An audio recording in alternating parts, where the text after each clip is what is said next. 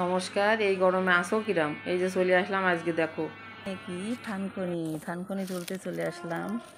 থানকুনি দিয়ে একটা রেসিপি তৈরি করব। এই পাশে এই যে সজিনার ডাঁটা গাছে, আর নিচে ঘাস ক্ষেত, দারুণ না?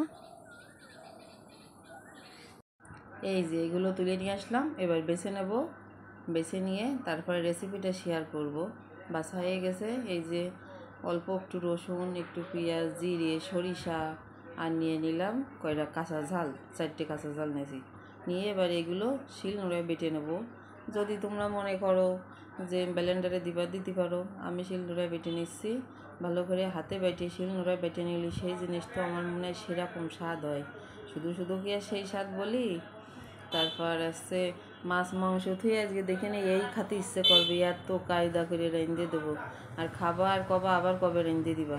এবার ওই সেগুলো তো বাটাই গেছে। এবার জিরে, সরিষা, পেঁয়াজ, রসুন আর আসছে কাঁচা ঝাল সবগুলো একসাথে ভালো করে বেটে নিচ্ছি, ওর সাথে মিহি করে সব বাটাই গেছে। এ খালি তোমরা ঢেকুর তুলবা খাইয়ে, আর আমার কথা মনে করতে হবে না, আর আমার জন্য দোয়া করতে হবে না। এইরকম কায়দার রান্ধে দিবা না। অল্প একটু সর্ষের তেল দিলাম, দিয়ে সর্ষের মধ্যে দিয়ে দিলাম কয়টা কালো জিরে। সর্ষের তেলের মধ্যে কালো জিরে দিয়ে দিলাম, দিয়ে ওই বাটাটা দিয়ে দিলাম। বেশি না, ওই 30 সেকেন্ডেরতে 1 মিনিট পর্যন্ত নাড়াবো, তার বেশি নাড়াবো না। নাড়াইয়ে এবার একটু লবণ হলুদ দিয়ে দিলাম। সর্ষের তেল পরে আর একটু দিবা নেই, সেই জন্য এখন একটু অল্প দিছি। আর তোমরা তোমাকে মতো এই যে পরে আবার একটু দিয়ে দিলাম, দিয়ে কাঁচা সরিষার তেলে এটা রান্না করতে হয় বেশি। আবার এটা যদি তুমি মনে করো বাটিতে করে গরম ভাতের মাঝখানে বসাই দিবা, তা দিলেও হয়। তা আমি এবার একটু কালো জিরে দেবো বলে তাইতে আমি এই করলাম। তা যার যেরকম ইচ্ছে রান্না নিজের কাছে যে যেরকম ভালো খাতে পছন্দ করো সে সেই ভালো রেঁধে রেঁধে খাবা, আর আমার ডাক দিবা।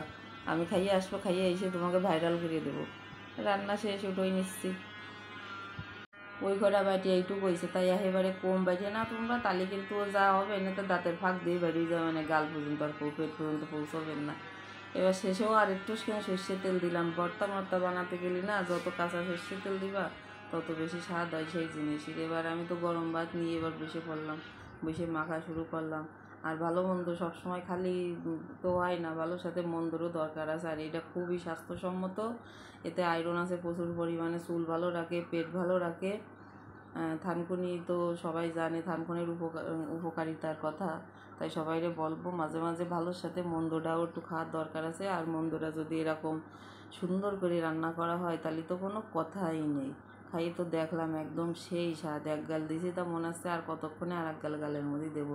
আসো দেই, তুমি আমার কাছে সরিয়ে আসো, তোমার গালে এক গাল দিয়ে দিই। তুমি খাইয়ে কও যে কীরকম হয়েছে। ভালো লাগলে লাইক কমেন্ট শেয়ার করে দাও। সবাইকে ধন্যবাদ।